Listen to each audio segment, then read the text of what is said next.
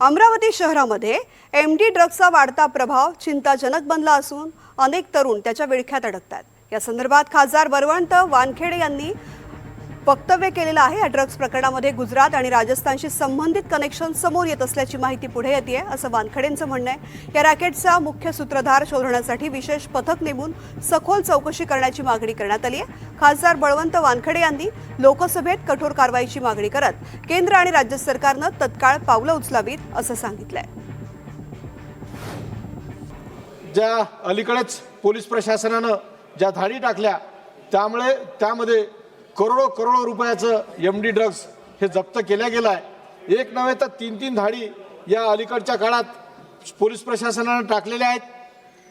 कधी याचं कनेक्शन अहमदाबाद गुजरात सांगतायत, कधी राजस्थान सांगतायत। म्हणून नेमका याचा आका कोण आहे हे शोधल्या गेलं पाहिजे।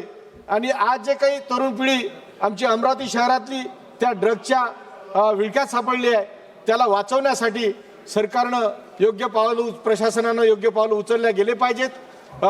सरकार हे निश्चित सांगत नाही की हे एमडी ड्रग्स येत आहे कुठून।